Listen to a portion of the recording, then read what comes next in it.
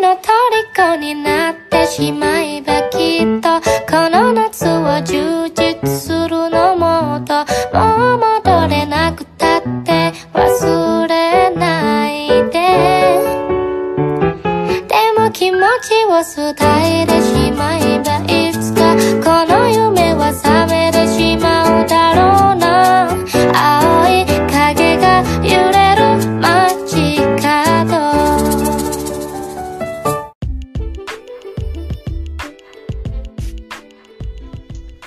Gua ada duit mati, namun gue pengen ambil sewaktu-waktu. Nah, bagaimana cara investnya? Oke, ketemu lagi dengan gue Lembu Tambun di Jurnal Lembu. Malam-malam siaran, lagi pulang dari survei. Kemudian ya biasalah, gue pasti nge-podcast kalau tiba-tiba di mobil tuh ada ide. Ada aja ide yang selalu tiba-tiba muncul dan gue harus buat podcast. Supaya apa? Seringkali ide ini bakal hilang atau enggak bakal hanyut gara-gara karena gue nggak bikin podcast. Ya hitung-hitung podcastnya buat buat rekaman gue. Jadi someday gue bisa ulang, someday gue bisa dengar lagi apa yang pernah gue buat gitu. Oke, kita langsung aja ke pertanyaannya tadi. Gue punya duit banyak, ada sekitar 50 juta ceritanya, karena ini ada yang pernah konsultasi. Punya duit 50 juta, lalu gue pengen invest, cuman sewaktu-waktu pengen gue ambil, bagaimana caranya? Oke, gue kasih tahu tipsnya yang menurut gue cukup tepat. Sekali lagi bukan rekomendasi tapi berdasarkan pengalaman. Oke, menariknya begini. Ini salah satu mitigasi buat bagaimana ngatur keuangan kita. Andai kata lo punya duit 50 juta ya, kalau misalnya kita berandai-andai kalau lo naruhnya langsung di bank, ya aman, memang benar aman. Ada LPS-nya, penjamin simpanan, tapi nanti setiap bulan bunganya kecil. Jadi adminnya setiap bulan misalnya kayak Bank BCA ya, sorry menyebutkan produk. Bank BCA itu potongannya setiap bulan 15.000. Nah, kalau misalnya Bank Niaga itu sekitar 12 ribuan ya kalau nggak salah, 12.500 kalau nggak salah gitu ya. Oke. Nah, kalau naruh di sana ya begitu. Kalau naruh 50 juta di deposito boleh banget, nggak apa-apa, boleh banget.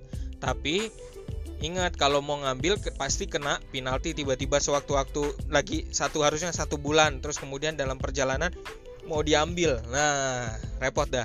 Nanti kalau kayak gitu ya nggak maksimal. Jadi kalau bisa ya deposito naruhnya ya di atas 3 bulan lah baru mau diambil. Nah, bagaimana sewaktu-waktu pengen diambil?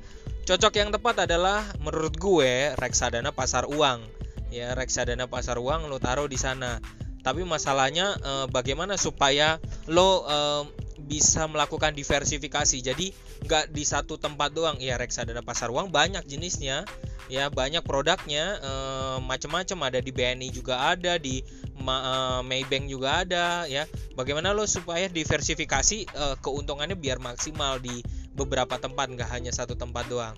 Gue saranin kalau misalnya kayak gitu, berdasarkan pengalaman gue, sekali lagi bukan rekomendasi, yaitu lo naruhnya di lo bisa pakai gunain aplikasi namanya iPod Go, iPod Pay ya, iPod Go, iPod Pay ya, iPod Fund. Karena kalau naruh di situ caranya ya gampang aja sih, buka aplikasinya, gue saranin di iPod Pay karena itu semacam fintech, financial technology yang kayak tabungan ya.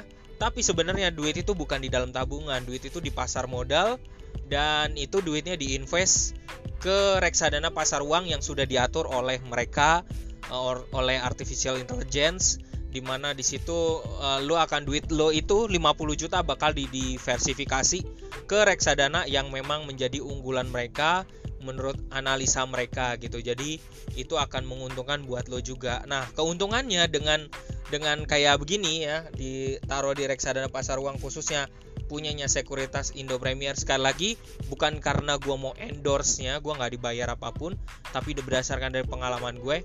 Keuntungannya apa? Ketika someday lo kayak kemarin ini ya, ada pandemi COVID gitu ya, duit kan ngamanin 50 juta ya di dalam situ. Ceritanya kita ambil kasus duitnya lo di reksadana pasar uang, di dalam sekuritas itu udah diversifikasi ada 50 juta. Nah dia berkembang terus karena orang lo sendiri nggak pakai duitnya itu ya, 50 juta itu. Terus someday ketika kayak pandemi kemarin, tiba-tiba sahamnya tuh pada turun kan, saham Bank BNI, Bank BMRI ya, Bank Mandiri, Bank BCA, terus Bank BRI, terus Unilever, sempat juga kalau nggak salah Telkom. Nah itu pada saat kejatuhan kayak gitu, itu momen terindah, momen paling keren ya untuk ngambil saham itu gitu. Jadi kejatuhannya tuh dalam banget, dimana investor asing pada keluar. Jadi lo ngambil momen itu untuk beli sahamnya, dan itu titik poin yang menarik. Nah jadi pada saat lo ambil, nah reksadananya secara otomatis juga bakal diambil dan untuk dibeliin saham. Nanti kalau lu pas kemarin kayak gue alamin ya, gue ngalamin cuan begitu pas pandemi kemarin, gue langsung ambil BNI, BRI, gue suruh adik gue juga beli BRI, BNI, Bank Mandiri ya, terus kemudian Unilever juga pas jatuh dalam tuh langsung begitu pandemik, berita pandemik itu mereka langsung terbang, dan ya kita ambil cuannya langsung, kita langsung jual, terus kemudian balik lagi ke reksadana pasar uang. Nah begitu adalah salah satu cara mitigasi ngatur keuangan yang sebenarnya jauh lebih menguntungkan, karena kita lakuin juga dalam bentuk diversifikasi. Jadi Anda di reksadana pasar uang juga punya ada jadi cuan, di pasar di saham juga jadi cuan juga, oke?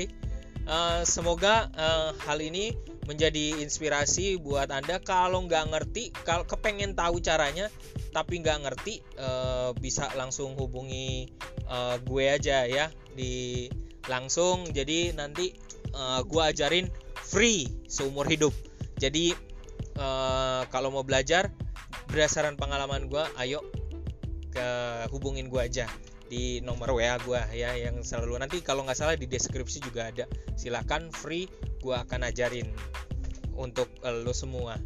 Semoga bermanfaat, dan jangan lupa untuk follow di podcast ini agar lo selalu dengerin info-info gue yang lainnya, kisah gue dan yang lainnya.